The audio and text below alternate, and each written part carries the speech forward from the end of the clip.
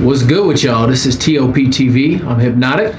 Black Pegasus. And we're missing Tef. He doesn't have the coronavirus. At least we don't think he does, but he didn't show up today. So this is, it's just me and P. We just came to talk to y'all. We risk our lives for you because we love you. And our topic of discussion right now is coronavirus. How do you feel?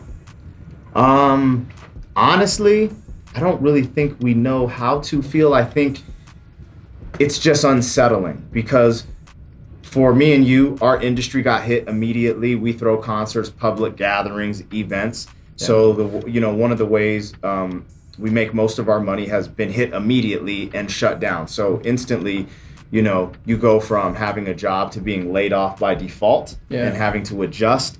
That's unsettling. For someone like myself, I use it as an energy to create and to learn, like, hey, you have to have an online business that, you don't have to physically be at. But I think for all of America, everyone's this unsettling. I think one of the biggest things, people are worried about, like, martial law, right? Mm-hmm. Not having their freedoms taken away during this time. Yeah. Not having access to food and supplies. Yeah. I think people are worried about not being told when they can go in and go out. I think people are worried about our medical system collapsing if too many people get the coronavirus at once.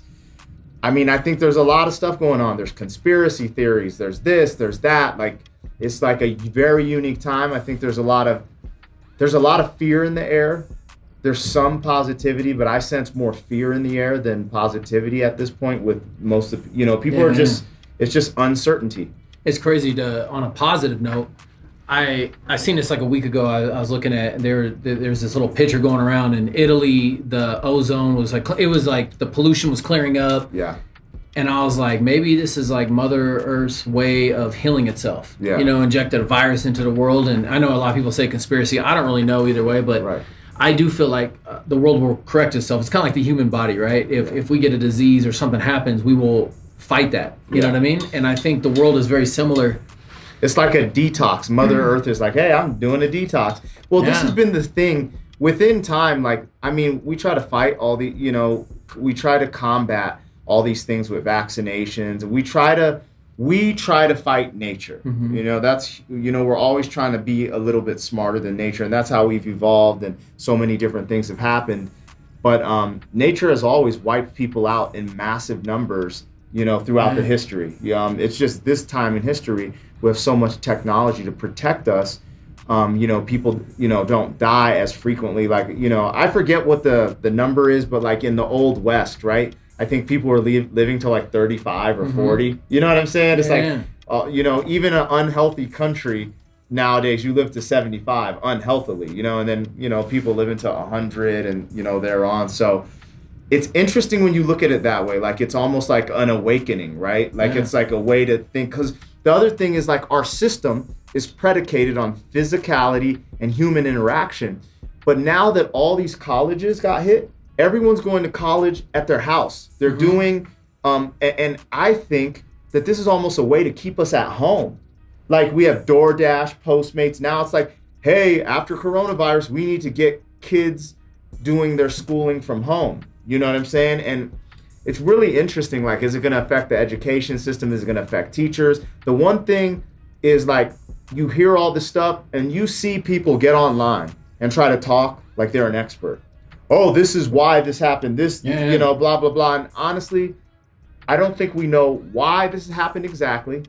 And I don't think we know where we're going to go after this. But for y'all that did not grow up in the 9/11 era, if you're younger, let me tell you, 9/11 changed the landscape of America, from the Patriot Act to having to fucking take off your shoes at the airport and a lot of other things with legislation. This is the new era. This is the new world. I'm not comparing 9/11 to this.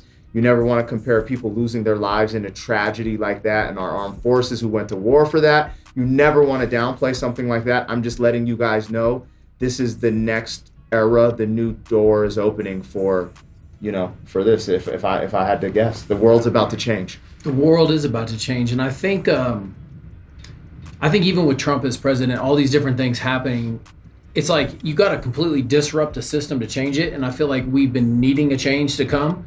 I think we get, as Americans especially, we get so comfortable living so free and chasing money and living this crazy life that I think this is a good time to slow down, take advantage of the moment, don't panic. Because, I mean, you can't control it. If you're going to die, you're going to die. Like, it's the only thing guaranteed since your birth. But I think it's like a good time to spend time with your family, hone in on your art, hone in on your crafts. Like, don't just seclude yourself into the social media and the fear factor of this. Is like, take advantage of it. I feel it is going to change the world. And how it's going to change the world, I think hopefully the worlds will work closer together. It's kind of like you got Democratic and Republican in the U.S., right? And liberals. But then in the world, you have different countries. And if we all work together as a team, I feel like we could control a lot more of these outbreaks. Yeah. Well, and there's so much, we need collective statistics to fight this thing. And the one thing I've seen is that certain countries dealt with this really well. And I've said it numerous times all week, but from what I've seen, Singapore and Japan has dealt with it super well. And we have all this information. We know that they had hundreds of thousands of tests so people could get free tests. And then they built quarantine centers so people weren't quarantined in their house, infecting their relatives, and they weren't quarantined at the hospital, adding a burden to the already packed hospitals. Mm-hmm. To add on to what you're saying about that, it is a collective, and I do think it's a balancing act, right? Like, you want to stay positive and be productive and proactive. You never want to be reactive in this time. At the same time, this is a reality for most Americans to get prepared and be prepared. Like, everyone's running around overextended, meaning their debt is too high, they're this, all these different things. Now they're going to learn the hard way what overextension means, when you bought something you couldn't afford, when you didn't save, so now you can't afford food, etc. Should they have learned this lesson this way? Unfortunately, no, I don't believe, but life will teach you lessons. Yeah. And this is a time where people need to realize being overextended, taking just random risks instead of calculated risks, and it also teaches you preparation. Like, these things have been talked about. You have shows like Doomsday Preppers. Now Doomsday Preppers look like gods right now. Mm-hmm. You know what I'm saying? Because it's like, oh, wow, like, they have everything they need. They don't even have to go out and shop because they're ready for this type of thing. And, I started being a little more prepared when after Ebola freaked me out. So I started to prepare for something like this. But even now, I'm just like, you can always be more prepared, because it's just, but like you said, it's balancing it with optimism. This does not mean the beginning of a new era does not mean the end of the world. It means it's the end of the world as we know it. You know what I'm saying? I think things are going to shift. There's going to be, everyone wants everything to go back to normal. That's what everyone wants because it's convenient and we're comfortable. But sometimes it's just like you said, I think what you were saying leads up to this.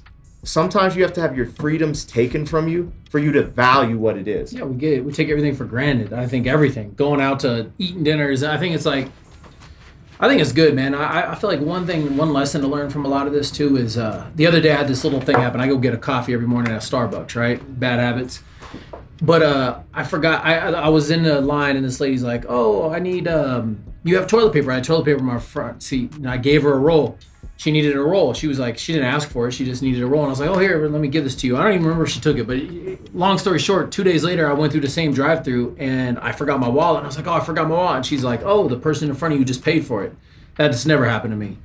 So what I think is like karma, whether you believe it or not, I feel like this is a time to be kind to people. And if you have too much of one thing, give it to somebody, because the barter era is an era we might go more towards in the future. And when you understand how to barter and how to help someone when you don't absolutely need it, like, I think that comes back. And if you want to go back to a peaceful living, how we had before this coronavirus, to achieve that will take community and organization. If we're fighting amongst each other, people fighting for diapers, toilet paper, water, fighting for food, we have to learn how to split it up, ration it. And we're in a capitalistic society, so that's hard to fathom. It's like, I'm going to come up, I'm going to get mine.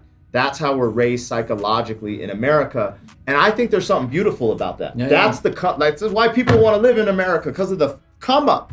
But at this time in particular, it's about working together. And, we got to, you see the craziness. We haven't even seen the craziness yet. This is just the beginning. You know what I'm saying? There's people who are overextended. There's a statistic I've heard numerous times from entrepreneurs that I follow that 70% of Americans don't even have $500 in a bank account for an emergency, which means in this scenario, everyone going out getting food and supplies, there's a lot of Americans overextended. If this lasts past a month, what the fuck are they going to do?